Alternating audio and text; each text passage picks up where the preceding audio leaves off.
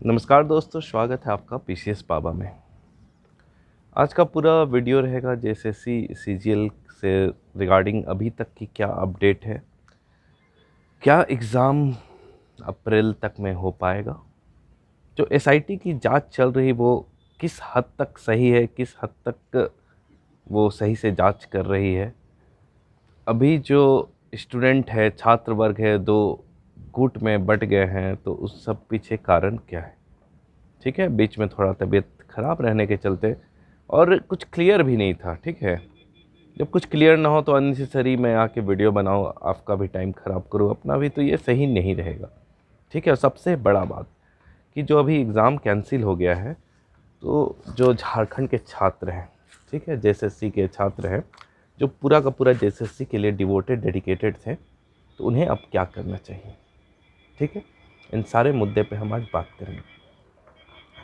सबसे पहले तो आपने रिपोर्ट देखा ही होगा, एसआईटी वाली जो रिपोर्ट आई थी पूरी तरह से लीपापोती है। ठीक है, जिस रिपोर्ट में आपका जो एजेंसी था उसको घसीट के जेल में ठूसना चाहिए था, उसने बस केवल एक लिख दिया छोटी मोटी गड़बड़ियाँ, ऐसा थोड़ा ना होता है। और बस केवल आई वॉश करने के लिए एक दो लोगों से पूछताछ कर ली गई। और स्टूडेंट की बात करें तो 5-6 लोगों से स्टूडेंट से पूछताछ की गई है, जबकि जो रिपोर्ट आया था उसमें आपने देखा था कि लगभग 3 साढ़े, जो मीडिया में रिपोर्ट आ रहा कि 400 करोड़ के आसपास वसूली का प्लान था। 400 करोड़ के आसपास वसूली का प्लान मतलब मान लो आप 1500 के आसपास सीट बिक चुका था, और पूछताछ मात्र 5 लोगों से की जा रही है। मतलब अभी भी पूरी तरह छुपाया जा रहा, बचाया जा रहा। देखिए, जो चीटिंग होता है वो 2 स्तर पे होता है। ठीक है, 2 से 3 स्तर पे होगा। पहला, आयोग के तरफ से, ठीक है, उसमें बहुत ज़्यादा पूछताछ नहीं की गई। दूसरा, एजेंसी के तरफ से, और कोई लूपहोल है ही नहीं, और कहाँ से चीटिंग हो सकता है। तीसरा, हो सकता है कि जहाँ पे आपको एग्ज़ामिनेशन सेंटर में आपको पेपर पहले दिया गया, 1 दिन पहले या 2 दिन पहले, तो उस केसेस में वहाँ से पेपर लीक हुई। तो 3 केसेस होते हैं। इनका डिटेल जांच करने के बजाय 1-2 लोगों को मोहरा बना के, 1-2 लोगों को पकड़ के पूरा का पूरा मामले का लीपापोती किया जा रहा है। अगर इस सिचुएशन में एग्ज़ाम हो जाता है तो आप समझ सकते हैं कि सारे खिलाड़ी वही हैं, सारे खिलाड़ी भी वही हैं, खेल भी वही है, बस समय और परिस्थिति बदली है। तो आप पूरी तरह से पारदर्शिता की उम्मीद नहीं कर सकते हैं। इसमें खेला यहाँ भी होगा। अब ईडी की बात करें तो ईडी क्या कर रही है, तो ईडी देखिए, आप लोग को ही पता है, मुझे ही पता है, ईडी यहाँ पे बस पॉलिटिकल लिंक ढूंढने में लगी हुई है। बहुत ज़्यादा कि छात्रों के भविष्य के साथ क्या होगा, कैसे होगा, उससे बहुत ज़्यादा ईडी को मतलब नहीं है। जो विपक्ष के नेता थे, बीजेपी के नेता, वो तब तक ही हल्ला, आप देख रहे हो कि हल्ला कर रहे थे जब तक हेमंत सोरेन का नाम जुड़ गया पेपर लीक से, या फिर इस तरह के बड़े बड़े नाम जुड़ रहे हैं। तो ये बहुत ही एक तरह से कह सकते हैं पॉलिटिकल इशू है। ठीक है, ऐसा नहीं कि वो बहुत आपके छात्र के हितैषी हैं। तो ये जो कंडीशन है, इसमें पूरी तरह फंस गए हैं छात्र, स्टूडेंट, हम आप जो भी हैं, कि अब जाए तो कहाँ जाए। एसआईटी लीपापोती कर रही है, ईडी के जांच में पता नहीं कितना समय लगेगा, और जांच होने के बाद भी क्या कुछ ठोस निकल के आएगा। सीबीआई जांच की बात की जा रही है, तो उसका कुछ निकल के नहीं आ रहा है। तो देखिए, समय है फिर एक मुहिम चलाने का। देखिए, अब सबसे बड़ा बात है एग्ज़ाम का। ठीक है, वैसे तो जो मेरे सोर्सेज हैं सचिवालय में जो काम कर रहे हैं, यहाँ भी थोड़ा माहौल अभी गंदा हुआ है। यहाँ के एम्प्लॉय भी डरे हुए हैं, समझ रहे, क्योंकि पूरा का पूरा उनका नाम बदनाम हो चुका है।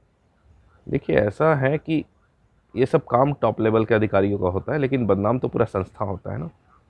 तो वो भी पूरी तरह से, मतलब अपने आप में बदनाम है पूरी तरह। तो जो वहाँ 1-2 लोग काम करते हैं वो बता रहे थे कि अभी मार्च अप्रैल में कोई भी एग्ज़ाम लेना पॉसिबल नहीं है। अब जो भी एग्ज़ाम होगा, ठीक है, जैसा उनका कहना था। अब आगे क्या होगा मैं नहीं कह सकता, एग्जैक्टली जो उनका वर्डिंग था वो मैं बता रहा हूँ आपको, कि अब जो भी एग्ज़ाम होगा वो इलेक्शन के बाद मई जून में होगा। तो आप मान सकते हैं कि आयोग प्लान कर रहा अंदर अंदर कि मई जून में आपका एग्ज़ामिनेशन ले लिया जाए। ठीक है, तो अब सबसे बड़ा बात है कि क्या इस परिस्थिति में एग्ज़ाम लेनी चाहिए, क्या बिना कुछ ठोस निर्णय आए हुए, बिना कुछ ठोस जांच हुए एग्ज़ाम लेने चाहिए। अगर ऐसा होता है तो शायद फिर एक बड़ा घोटाला हो सकता है।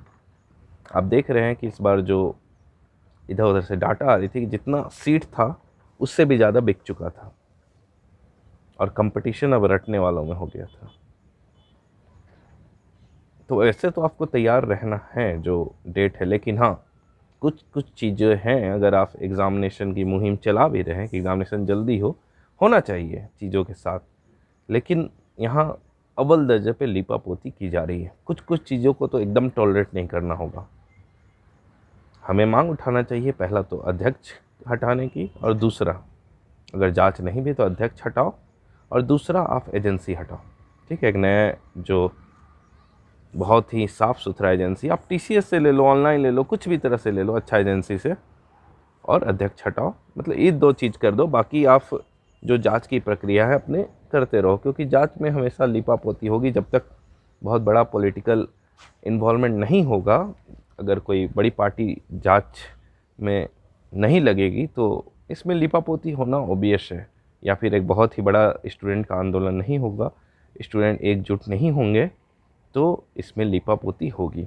अगर ये दो चीज़ें हो जाती हैं तो हमारा जो अगला जो भी कैंपेन होना चाहिए, या तो ट्विटर में या फिर हम ऑफिस के सामने ही शांति प्रदर्शन करें, तो उसमें अब दो ही मांग हमें उठाना चाहिए कि आप अध्यक्ष को बदलिए, क्योंकि अध्यक्ष कहीं ना कहीं संलिप्तता है, क्योंकि वे एक्शन नहीं ले पा रहे हैं इन सब चीज़ों पे, तो अध्यक्ष को बदला जाए, और दूसरा एजेंसी को जल्द से जल्द बदला जाए।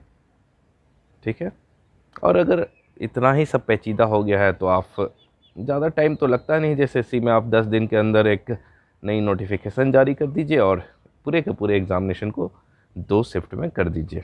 तो इससे बहुत हद तक हम कंट्रोल कर पाएंगे इस करप्शन को।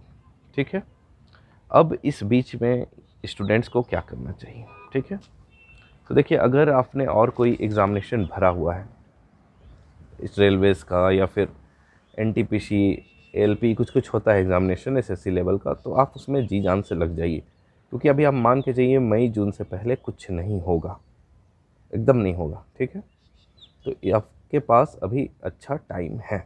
साथ ही में मैं हमेशा से कहते आया हूँ, हमेशा लोग मिलते रहते हैं, स्वामी विवेकानंद ने एक चीज़ कहा था, इस दुनिया में पता है सबसे बड़ा पाप क्या है? The greatest sin in this world is to consider yourself weak. खुद को कमज़ोर समझना ही इस दुनिया में सबसे बड़ा पाप है। कुछ लोग मिलते हैं, सर जेपीएससी नहीं हो पाएगा। अरे यार, एवरेज 12th फेल, कितने ऐसे एग्जाम्पल मैं आपको दिखाऊं। 12th फेल लोग, बहुत ही मतलब 60% 50% लाने वाले लोग ने मेहनत किया, हिम्मत दिखाई और जेपीएससी हो गया। जेपीएससी भी जिस तरह आनंद फानंद में लग रही, अगर इस कंडीशन में एग्ज़ाम जल्दी ले लिया गया तो इसमें भी उथल पुथल हो सकती है। आप थोड़ा टाइम लीजिए, लेकिन एक सही तरीके से हर जगह ऑथराइज सेंटर से, ताकि पिछले बार जैसा खेल ना हो कि एक ही सेंटर से 25-30 लोग पास हो रहे हैं और फिर से किसी ना किसी रूप में आपका जेपीएससी में भी जेएसएससी वाला हाल हो जाए। तो मैक्सिमम 15-20 दिन या 1 महीना टाइम एक्स्ट्रा ले लीजिए और चीज़ों को एक सही तरीके से कीजिए। तो देखिए, जो भी जेएसएससी के कैंडिडेट हैं जिन्होंने और कोई फॉर्म नहीं भरा है, तो देखिए, आपका जीके और झारखंड तो पढ़ना ही था आपको, तो वो रगड़ के पढ़िए। ठीक है, और हो सकता है आप बोलोगे सर मेंस के लिए, हाँ, अगर अभी एग्जामिनेशन 17 को हो जाता है तो हो सकता है मेंस जल्दी हो, टाइम आपको नहीं मिले, लेकिन झारखंड का कोई भरोसा नहीं है। पहले इतिहास बताता है कि झारखंड में ऐसा हो चुका है कि पीटी आज हो रहा, मेंस आपका 2-2 3-3 साल बाद भी हो रहा है, 6 महीना बाद, 2 साल, 1 साल, ऐसा हो रहा है। तो अगर उस केस में आप फंस गए तो आपको अच्छा खासा टाइम मिलेगा। ठीक है, बीच में झारखंड का इलेक्शन भी आ रहा, हो सकता है गवर्नमेंट पीटी करा के कुछ दिन चुप हो जाए, कुछ भी हो सकता है ना। तो इसलिए पीटी में जी जान लगाइए। अगर आपने और भी कोई फॉर्म नहीं भरा है तो जी जान से लग जाइए, झारखंड को चाट जाइए, जीएस को अच्छे से कर लीजिए। कोई भी जो स्टैंडर्ड बुक आप पढ़ रहे हैं, अभी बुक चेंज करने की ज़रूरत नहीं है जब तक आपका एग्जामिनेशन डेट इधर उधर नहीं होता है। लुसेंट पढ़ रहे हैं लुसेंट पढ़िए, घटना चक्र पढ़ रहे हैं घटना चक्र पढ़िए। हाँ, घटना चक्र के साथ एक आपको थोड़ा वन लाइनर बुक भी रखना पड़ेगा, महेश पर्णवाल या फिर और कोई बुक। ठीक है, और हिम्मत मत हारिए, क्योंकि देखिए एग्ज़ामिनेशन निकला है, नोटिफिकेशन कल हो परसों हो आप एलिजिबल होंगे। और एक चीज़ मैं लिख के रख दे रहा हूँ, competition will be the toughest one. फिर आप उस टाइम मत रोना कि अचानक से एग्ज़ामिनेशन का डेट अनाउंस कर दिया, मैं ये नहीं कर पाया वो नहीं कर पाया। उम्मीद है सभी लोगों ने टेस्ट सीरीज़ दिया होगा, तो हिम्मत नहीं हारना है, टेस्ट सीरीज़ डेली लगाते रहो ना एक एक। और साथ में थोड़ा इकोनॉमिक प्रॉब्लम है तो एक दो ट्यूशन पकड़ लो, होगा। जो भी बड़ा बनना चाहता है कुर्बानी तो देनी पड़ेगी, क्योंकि कहावत है कि बकरी हमेशा बलि हमेशा बकरे की दी जाती है, शेर की नहीं। कमज़ोर रहोगे तो पीछे जाओगे, पावरफुल बनना है, संघर्ष हो, थोड़ा सा अनसर्टेनिटी हो, लेकिन एक ही बार छक्का मारना है। एक ही बार ऐसा पोस्ट ले लेना है कि आपके आने वाली पीढ़ी आप पे गर्व करे, आपकी पूरी ज़िंदगी मज़े में कटे। नहीं तो आप इधर ये होगा वो होगा, अननेसेसरी भटकोगे, यूट्यूब वीडियो इधर उधर। आपका जो प्लस पॉइंट है उस पर काम करना है ना, जो आपके कंट्रोल पे, उस पर तो आप कुछ नहीं कर सकते हो। आपका प्लस पॉइंट क्या है कि अभी जो टेस्ट सीरीज है कुछ भी मैक्सिमम इम्प्रूवमेंट करना, जितना अधिक से अधिक, इतना आपको टाइम मिल गया है, आपको लग रहा है कोई पोर्शन कमज़ोर है, कोई कर नहीं पा रहे हैं, तो उस पर एकदम जी जान लगा देना है, फोकस करना है, पढ़ते रहना है। ठीक है, और अच्छा खासा टाइम है। बहुत ज़्यादा अगर आपको लग रहा है कि बैठे बैठे डिमोटिवेट हो जा रहे हैं, तो घंटा का डिमोटिवेशन। इतिहास में ऐसे योद्धाओं का वर्णन है जिनका सर कट जाने के बाद भी वो लड़ते रहे थे। आपने देखा होगा, 100 की सेना से 2-3 लोग भिड़ जाते थे। हम उस देश के वंशज हैं, हम उस महान संस्कृति के वंशज हैं। गीदड़ वाला जिगरा लेके मत पैदा हो, या गीदड़ वाला जिगरा लेके मत जियो। शेर बनो, शेर। दहाड़ना होगा,